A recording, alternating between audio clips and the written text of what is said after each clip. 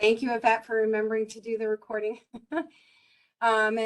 This one, we haven't had an update since June 8th. So we took a little hiatus over the summer, but we're, back to getting together on a regular basis. I'm going to share my screen so that you can see the slides.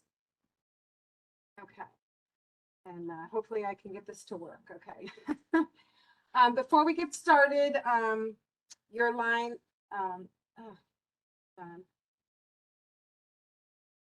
to try to move the screen, but it won't move. So I'm going to go this way. Okay. Before we get started, your lines have been muted. To share comments during the presentation, you can use the chat function. However, when we go into the Q&A, it would be really helpful if you put your questions in the Q&A panel. Any unanswered questions from today's meeting, along with all the questions that are answered, will be sent in a follow-up email. So you'll have an accumulation of everything that was discussed today sent through the link, and it will be posted on our website under the SAPT Supplemental Initiatives under Information Sessions.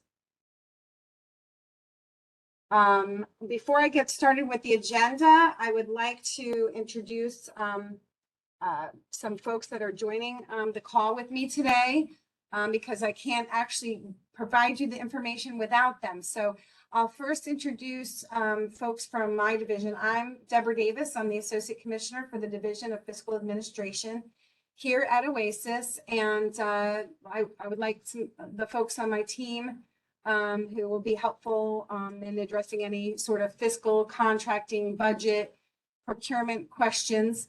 Tara, I know you're on the line. Would you introduce yourself? Hello, my name is Tara Gabriel, and I'm a Deputy Director for the Division of Fiscal Administration, primarily for budget and payments. Excellent. And then Matt? Daniel Byer, I'm the Deputy Director of Contract Procurements and Purchasing. Nice to meet everyone. Karen? Hi, everyone. I'm Karen Stackrow. I'm the Director of Contracts and Procurements here at OASAS.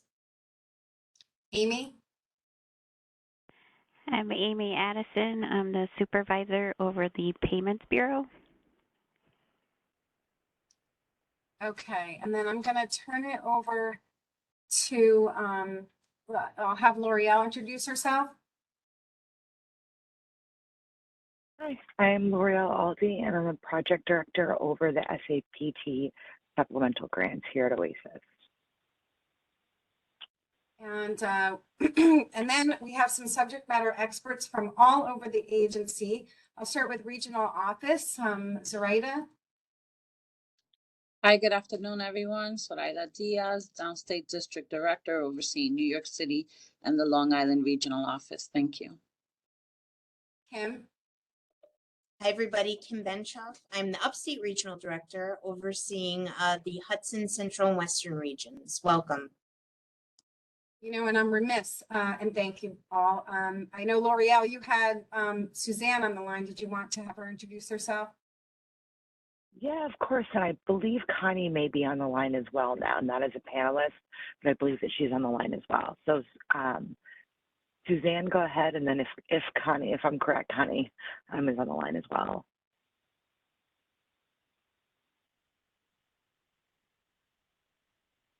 Suzanne, you're on mute. Yeah, that makes sense. Hi, everyone. I'm Suzanne Weinlein, and I'm one of the SAPT Supplemental Project Coordinators.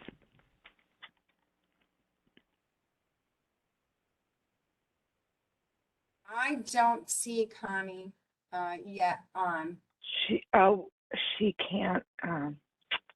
Is she on as an attendee? Yes. Yvette, would you be able to help Connie get on as a panelist?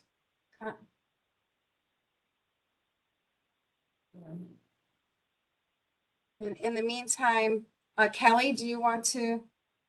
Sure. Hi, everyone. I'm Kelly Ramsey, and I'm the Chief Medical Officer here at OASAS. Thanks for coming. And we have a new Associate Commissioner. Mary, would you like to introduce yourself?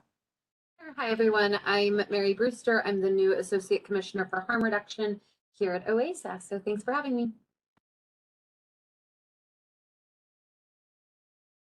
And we will try to see. I know Connie's having some difficulties, so when she gets on, I know she can say hello, but I know most of you know who Connie is. And so without further ado, I think I'll just continue along. Okay. So thank you to everyone from OASAS for being on the call so that we can provide real-time information. Our agenda is we're going to review where we are with SAPT Supplemental Grant Contracts update. We're going to just review also the expense report process flow chart. And we're going to kind of check in with you. Where are you in that flow? And then we're going to talk about the newest RFA that was released and is the deadline is October 11th. And we just want to talk through if you have any questions about that RFA, and it's the statewide SUD system support RFA.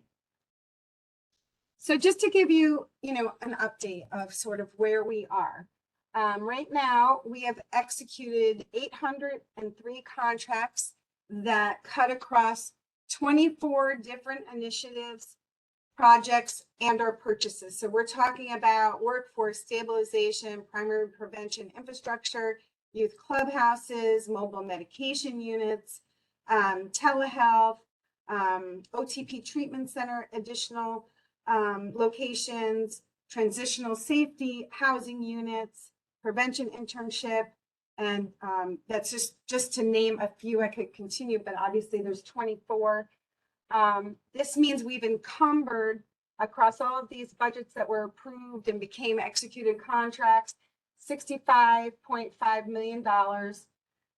We've advanced almost $18.7 million as of last Friday, and that includes advancements and reimbursements. So this is all, exciting news.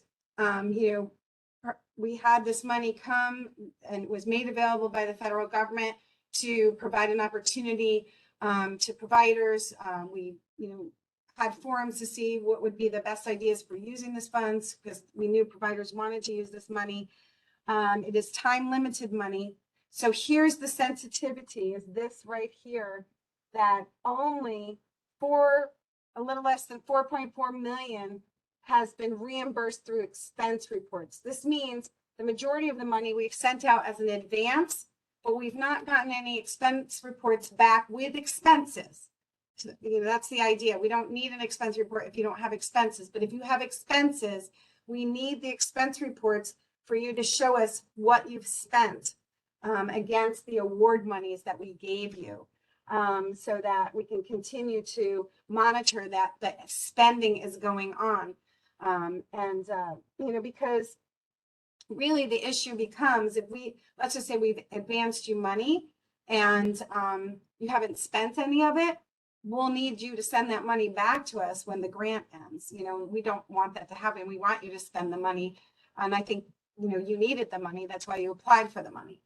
Right now we have 410 executed budgets representing 220 vendors that it's been over 120 days that we executed your contract and we have not had an expense report.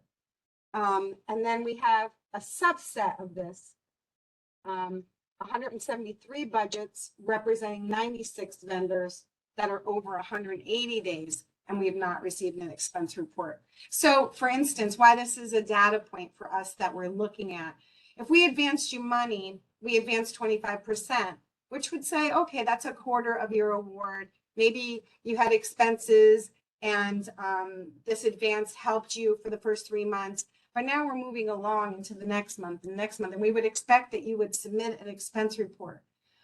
So that's just these data points are supposed to, just give you an idea of where we are. So Debbie, yes. So hi everybody. Great. Hi, Connie. This is Connie speaking. So for folks that are listening, I just want to reiterate and kind of hammer a little bit on the information that Debbie just presented. And Debbie, if you don't mind going back to that last slide. So I really want this, you know, folks to for this to resonate, right? So we have issued $18.6 million we have put out into the system, right, through contracts, $18.6 million. And from the expense reports that have come in, you know, with a total of 4.3 million, so we're looking at that 18.6 and saying we see evidence that there is only 4.3 million of that 18.6 has been spent, right? That you guys have submitted vouchers for.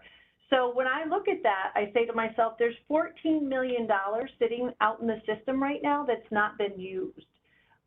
That's how I interpret it, because we don't have the expense reports to show us that, in fact, you have spent that money, those dollars have been used. And so we've been emphasizing the need for folks to submit expense reports and to, you know, move things along so that we can track the dollars accurately, know that dollars are getting spent. And if, in fact, folks are not able to spend the money, and that's the reason why you haven't submitted expense reports, we need to hear from you. We do want to understand the challenges that you're meeting. Certainly folks can comment on that in the Q&A or in the chat function, but it's really important that we all make an effort to keep the money flowing and to get the money out there. The numbers that Deb's provided here in terms of how long it's been since folks have submitted expense reports, or actually have not submitted any expense report, right? So super important that if you've spent any dollars, that you not wait until the end of the calendar year or not wait any longer to submit those expense reports. You can submit them as often as every month to demonstrate your spending. And also know that the process for dealing with these dollars is separate from like state aid, is not only reflected on your CFR accounting, that there is a separate process, these expense reports that need to be submitted around this funding. And I totally understand, having worked on discretionary grants, and then, you know, there's so many different funding streams and ways of getting your reimbursement. Trying to keep track of it all is, you know, it's mind-boggling. Welcome to government. But it's really important that folks are spending and accounting for those expenses, right? If you're not spending, we want to know why and what we can do to help. And I'll leave it at that, Debbie, because I know you've got a fabulous slide coming up next. And we'll be touching upon this, you know, right away, because the idea is that we don't want an expense report that shows zero expenses, because the idea isn't that we want expense reports just to get an expense report. The idea is that you are spending this money and then you're going to submit to us a claim, which is what the expense report is, that you're claiming that these expenses are what you spent related to the award that you've received from us. So that's really in a nutshell. So thank you, Connie, for adding all of that, because that really kind of puts everything in perspective from the provider's perspective. So thank you. Okay. So this is just a kind of a flow chart. It really simplifies things because it's always more complicated than these little boxes make it look. But, you know, this is sort of like from soup to nuts where your award starts and sort of, you know, the flow to the expense report and you receiving reimbursement from us. So first you receive an award letter that says, you know, you've been awarded the money that you had applied for, and then you'll receive an executed contract, and then you will receive your 25% advance with your expense report that shows the amount of money you were awarded. Then you'll have program spending, and maybe these things are happening simultaneously or a little couple weeks different from each other, but that's the basic flow. And then you have program spending, and now you're going to submit your monthly expense report, and you're going to, you know, put in the categories that you spent those expenditures for during that month. And then you, add your documentation and you submit it to the COVID voucher mailbox. And it will then get processed in our payments department, and you'll receive reimbursement for expenses that are in excess of the 25% advance that you received. I know that sometimes people ask, well, how can I learn about, I've never done an expense report. What, do I have to submit monthly? Could I do it quarterly? Well, that the main idea of doing it monthly is it gets you in the habit of doing it. Also, we really recommend do not wait till the end, because, there's an end date right now, right? The end of this award is March 14th, 2023. So you don't want to wait until the end, because what if we have a question about what you've put on your expense report, and we're going back and forth, and then all of a sudden the liquidation time frame has ended and we can't now pay you on that expenditure. So that would be the worst case scenario. So the idea is to get your expenses into us early and often so that we can process it and get you the reimbursement. So if you want to see the step-by-step process for filling out an expense report, also all the Q&As that were asked during that presentation, it was recorded and it is on the OASAS, the New York State OASAS website.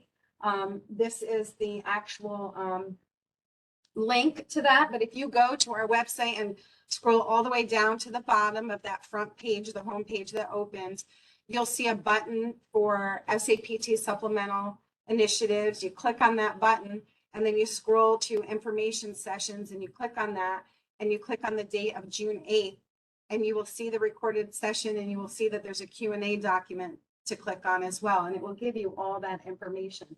But here, this is the link as well. Also, sometimes we get asked, where can expense reports be received? So as you could see, you will get one when you receive your advance.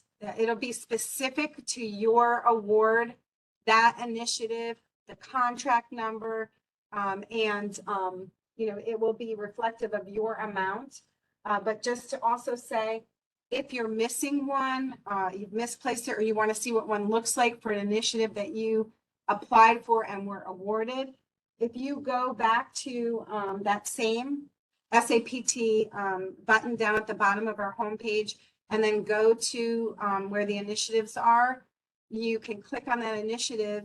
And once we've awarded an initiative, the expense report, the blank expense report for that initiative will always be found there. So that's one way of locating it. And then also, if you have any other questions that the step-by-step recording doesn't help you with, or the Q&As for everything to know about expense reports, if something you still have a question, you can always submit it to the COVID Funds AP mailbox, and it will be answered. So I just wanted to provide those resources, and we will, we can email out this these resources as part of the follow-up to this call to be part of the Q&A. So you will have these resources as well. So you guys are probably catching on by now that the theme of this session is completion of expense reports, submitting your expense reports, and are wanting to make sure that you're aware of the resources that are available to help inform how you do that, inform the process. We have resources in place so that you can email if you have questions or concerns or issues. You can reach out to the AP mailbox and submit those questions, so that if you need a little technical assistance in order to get them in, know that we're providing that. We want to ensure that you can get these expense reports submitted. Thank you, Connie. I mean, and also we do know, because we did receive excellent feedback, and this is why it's so important, right? We have talked to a number of providers and associations who really helped us to understand, for some of the initiatives that you received award letters, you had to purchase something, whether that be telehealth equipment, or it was, vans. There are things that we have supply chain issues, right? So it was difficult to get these items or get delivery on these items. So the expenses didn't happen yet. And also we know that there's a challenge with, workforce. And so some things have been slowed down, but, our concern, is, hopefully you understand it's legitimate, and we want to be here to hear if there's any way that we can help you. So that's part of it. The other part of this presentation is to, welcome that announce once again that we have a current request for application out there that is the statewide SUD system support, which is up to $20 million on a first come first served basis.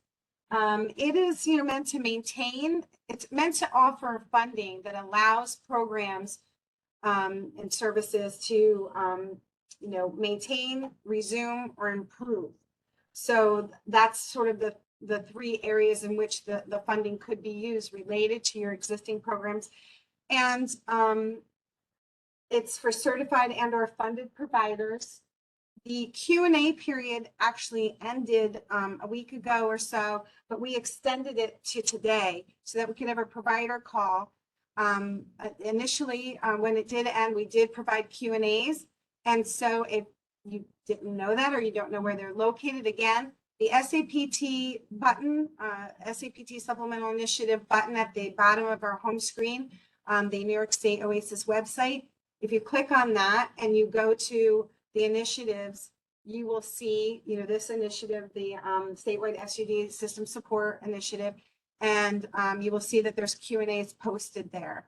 Again, these, the Q&As that come in from today, along with this recording, the Q&As themselves will be posted where the RFA is posted. So they'll be in two places so that in case someone doesn't remember that they're at an information session, hopefully you'll remember that they're where the RFA is, so that that the Q&A period is closing today. We'll get the answers out to you hopefully by Friday. That's our goal of this week, so that you can have that, as a written documentation of the answers for this procurement.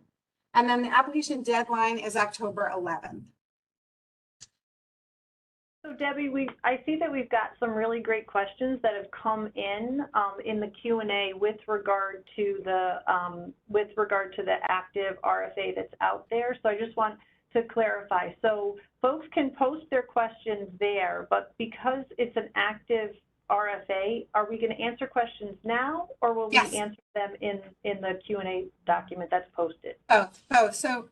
Okay. And thank you for the clarification, the question. You led me right to be able to provide that clarification, which is, so what we'll say is we will provide answers, but your formal answer is really the written documentation. I'm assuming it won't be much different than what I'm going to say. So, but the procurement rules, we would say that the formal answer is in the written document that will be posted on Friday. So let me just take a look. Can we start submitting our questions? Yes. Okay. Hello, OASAS staff. Can the recently statewide SUD system support funds be applied to allowable expenses incurred after the 10/11/12/22 application deadline, but before?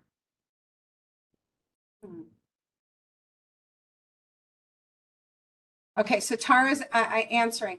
The statewide SUD system support award can be used for any allowable expense incurred between 3/15/21 through 3/14/23 that are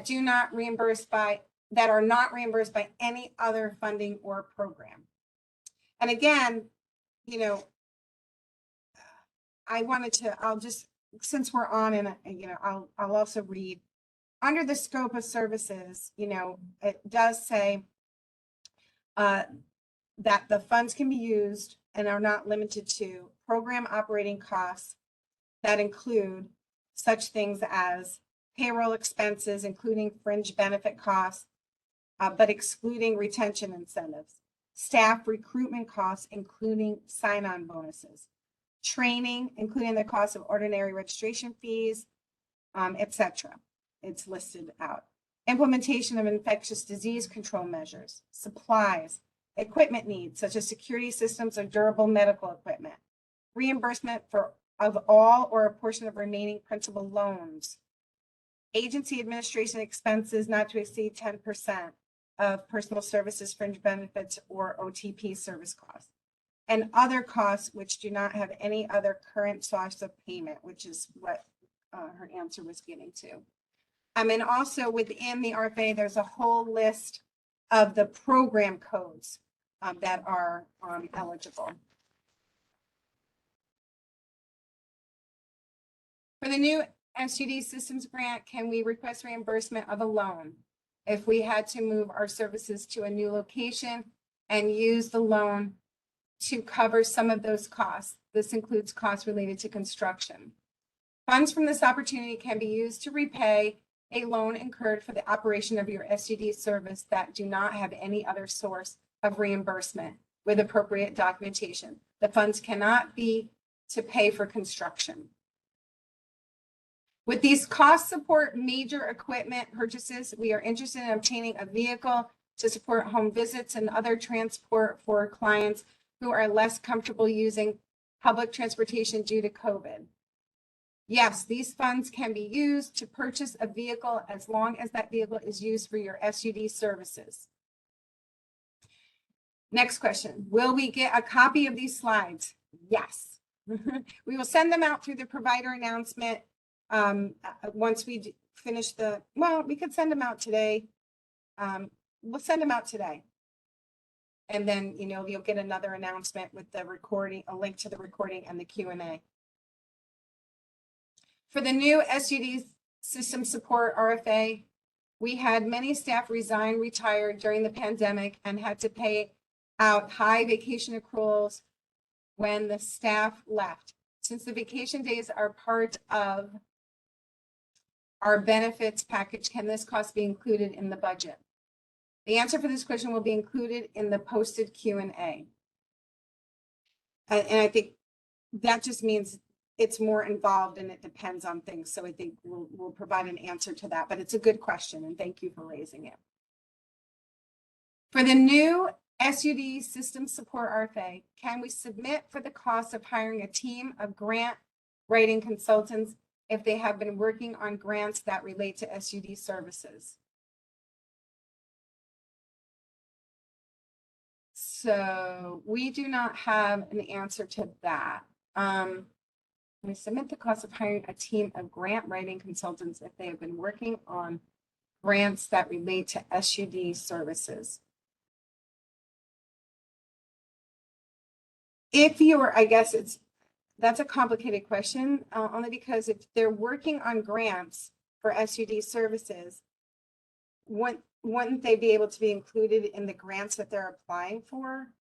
But I guess also you're getting a 10% agency admin. And so wouldn't they be included in the agency admin? And I also would like to just ask Tara if she has any other thoughts on this one.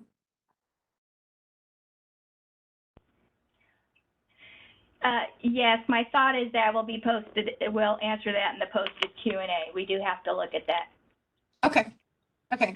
So we hear what you're saying. There are some, obviously, the things I said are some considerations that we have to take into before we can give you the answer. And so we'll be providing that. Let's see, another question. Must all funds from prior rounds be expended, all expense reports submitted prior to requesting additional funds? Well, that would be fantastic, but no, right? Because each initiative, stands on its own, and there's many reasons why you wouldn't have expended all the funds, right? And some of the programs that you receive funding for are meant that you would need to do work on these programs over the course of several months. So no, I don't believe so, but we do really hope that you are expending funds and that if you're having any issues with your programs, that you are talking to the subject matter experts and that you are submitting expense reports on a monthly basis. Does anyone have anything to add to that answer? I just want to make sure I'm going on like fast pace here. So I just want to make sure I haven't missed any other thoughts from my team of experts here. For the new SUD system support RFA, due to staffing shortages, a number of our staff have been unable to use all their vacation days. Can we include paying out certain portion of their vacation hours into the budget? This is similar to a previously asked question about the vacation accruals, and we'll answer that in the written Q&A responses. Yep. If we have determined we need to shift funds from one expense category to another, what does that process look like? For example, we want to shift 10K from personal services to equipment within SAPT stabilization funds.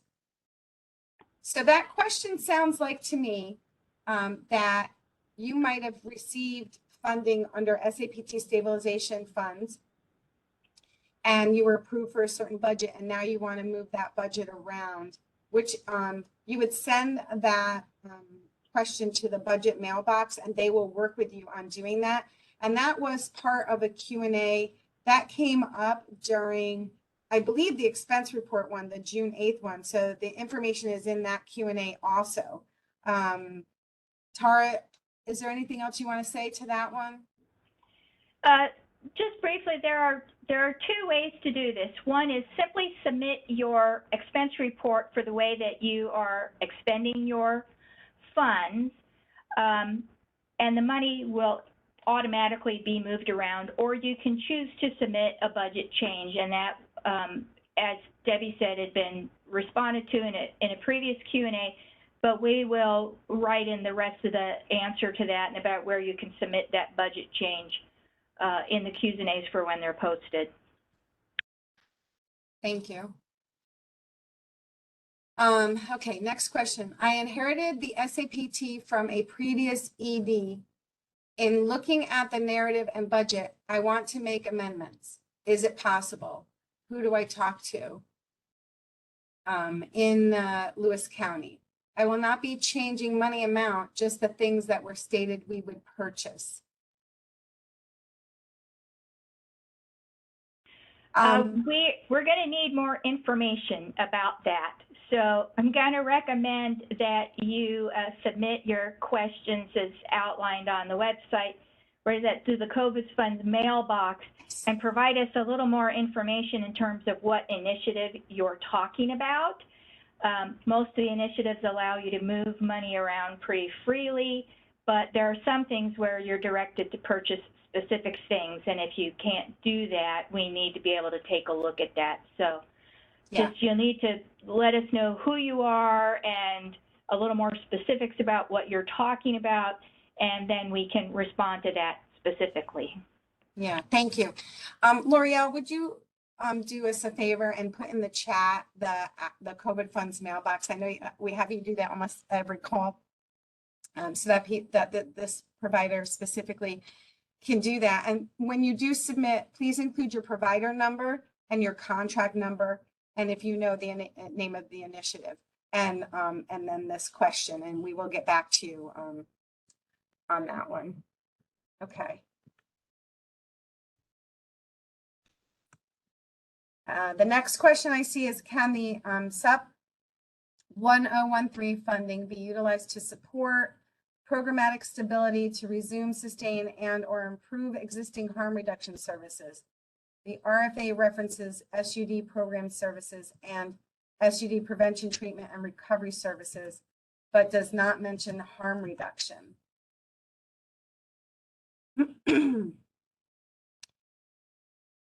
So I would say that if you are a funded or certified OASAS provider that has is providing a program that is one of the program codes, and that falls under harm reduction, then the answer will be yes.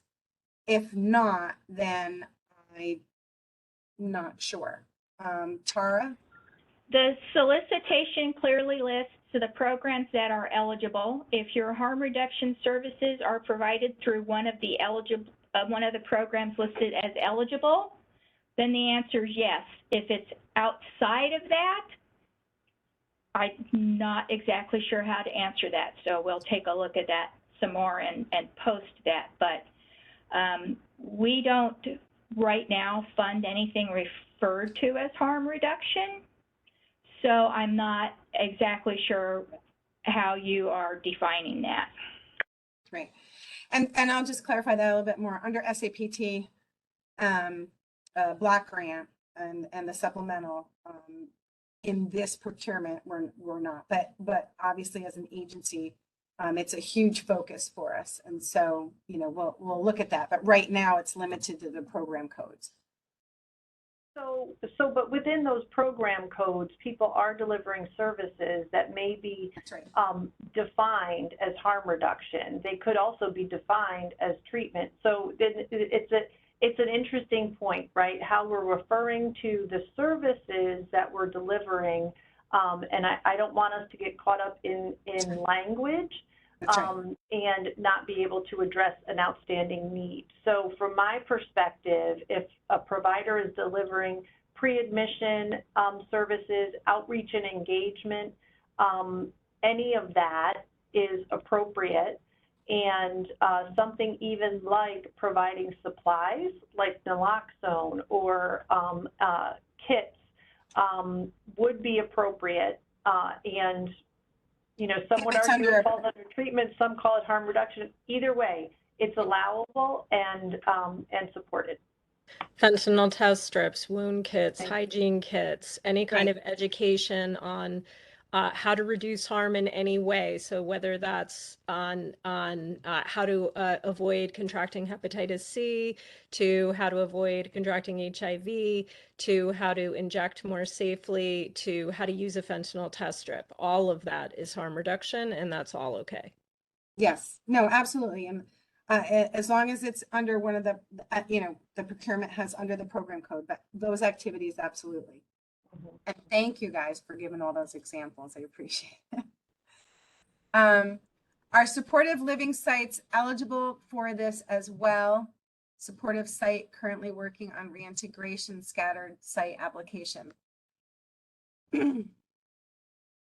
So again, I would fall back to that the RFA itself lists the program codes, as well as there is housing that is a program code that is included. And then the other part of being eligible is to be certified or funded by OASAS. Tara, anything else to add? If the question is about supportive living, which is a program code 3580, it is an eligible program, and that is a certified service. Yep. If it's something that's not a certified service, then it has to be already receiving state aid to be eligible. Thank you.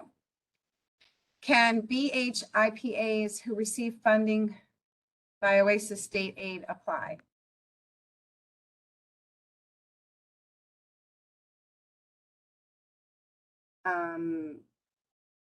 So again, I'm going to go with that. It has to do with the program codes, which I have to be honest, I don't know. So I'll ask Tara.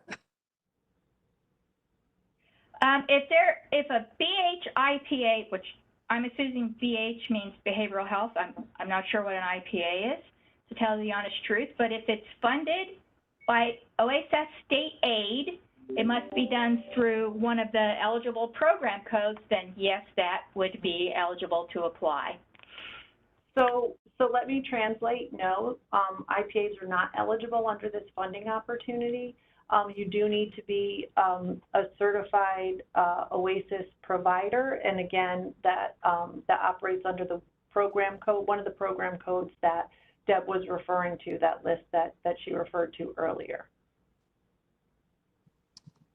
Okay, One application for all PRUs or a separate application for each PRU? And the answer would be a single application should be submitted, but the narrative must provide justification on a PRU basis. Next question, OASAS does not allow vacation accruals on the CFR. Can we include those costs here? And I believe that that has come up a few times, and we're going to be looking at it, and we will provide the answer in writing on the Q&A document. It was answered a little bit on an earlier question as well. Does this include OASAS housing programs? And I think that we've talked about that, yes, there are housing programs that are allowable program codes. You just need to check, and if you are certified or funded through OASAS in that program code, then it is eligible. Oh, and there's the answer. Geez, housing programs are eligible if the program receives OASAS state aid. Okay. Do we get an email when you send in payments to us for our expense reports? What is the turnaround time? So, as you may recall, the little flow chart I did. So you will receive in email your 25% advance and your expense report. So we're not making payments. We wouldn't say that we're making payments to you. We're reimbursing you, right? But initially you'll get an advance and you'll get your expense report. Then you will take that expense report, and after you spend that money, you know, and you don't have to spend your entire advance. It's whatever you've spent of your SAPT awarded money. You will fill that out on a monthly basis, your expense report, and you will fill out what you spent in the different categories, and you will submit that back to us. And then once you have provided us expenses that equal your 25% advance, anything you then send us as an expense report above that amount, you'll start receiving reimbursement. What is the turnaround time? Can I just chime in, Yes, Deb? Amy, This is absolutely. Amy. Yes, you will anytime you submit an expense report, and we go through it, do the calculations, whether we're reducing your advance amount that you've received, we will send you an email along with a worksheet that shows, you know, what you've received, what you're claiming, and turnaround time upon receipt of your expense report, an approved expense report, we have 30 days to make any payments. Thank you. So if I could just jump in, one thing for providers to be aware of when submitting expense reports, know that the expense report comes in, it's reviewed, and then moved on to payments for processing. So know that that review that's done checks to make sure that the math is right, that we have the documentation, supporting documentation, and so on. So the more thorough you are in providing information and completing that expense report, the less time we have to spend reviewing it and circling back to you to say, oh, we need X, Y, Z corrected, or we need additional information. So as thorough as you can be, that will help to cut down on the amount of time it takes to get your reimbursement. Yeah. And your contract tells you what you need as supporting documentation. It lays out what you would need to submit. Okay. Is there a limit to how far back an expenditure can be submitted on an expense report? Amy, do you want to take that one? Sure, I'm trying to get to it. The questions keep rolling on me. Can an expense, where is it? Yeah, is there a limit to how far back an expenditure can be submitted on an expense report? So I'm going to say what I think the answer is, and you, my payment expert, can certainly correct me if I'm wrong. If you, let's say you already sent in an expense report for the month of, we'll say for October. And then, you know, you realize as you're about to submit your expense report for November that you missed an expenditure in October. You can't combine it into your expense report because your expense reports literally say these expenses are for this time period. But I believe you could just set up a new expense report and say, here's the expense. It's for October. It's for this time period. Just submit another one. You just missed it. Is that It correct? would be considered a revision to your original submission. If it was for the month of October, you submitted for October and then you realized you forgot, then you should resubmit the whole expense report and include the missing expenses. Okay. So see, I knew she'd correct me, but I was close. So you can't just add it to, so you can't submit an expense report that say is dated to cover both October and November for your November and include it with like your November expense report? Correct. There shouldn't be any overlapping. Gotcha. You can do a revision, but you shouldn't overlap. Mm-hmm. And of course, you can't request reimbursement for expenses that occurred prior to March 14th, 2021. Depending upon the initiative, correct? Right. Whatever your start date is for your contract. Right, the budget period, yep.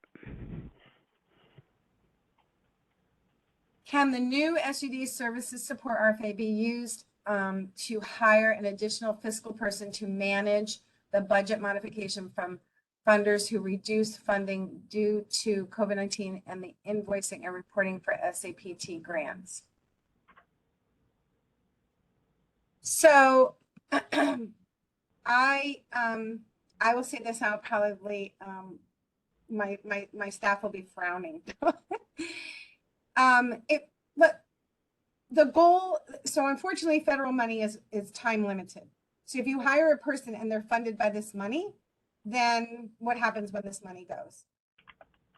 If you, so you are getting agency admin, but you know, if you hire temporary staff to help out during a temporary time frame with additional stuff that you need to get done, then that probably could be an expense.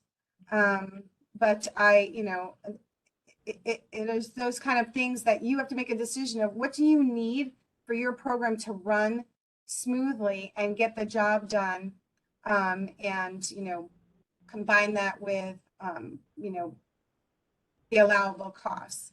And so I would say we wouldn't recommend that you were hiring someone to be funded by this, but again, you have agency admin, and if you had temporary staff for a temporary need, I mean, that could be a possibility. So now that everyone's frowning at me, Tara, what do you think? Yeah, that's fine. That would be an allowable expense with the limitations that you are indicating. This money is time limited.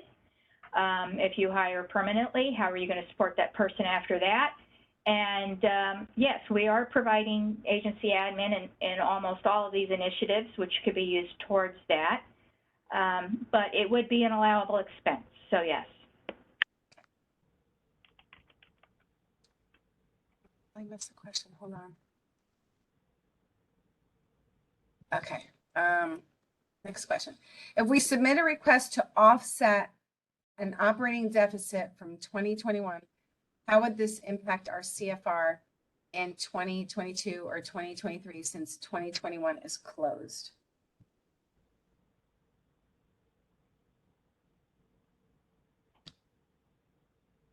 It will not, it should not impact your 22 or 23 CFR, but we will post an answer to that question when we post the Q's and A's. There is a potential for an implication on your filings, but we just I want to check with our claims staff, and we'll have an answer for that when we post this.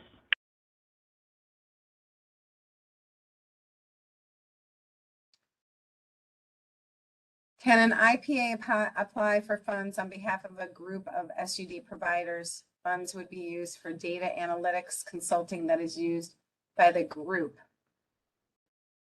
So I think we've already said earlier, we didn't really know what an IPA was, but again, and I think that Connie already said this is not a use, but I just want to refer everyone back. the RFA does show you, you know, which program codes are eligible. So just wanted to say that that's the way to find out.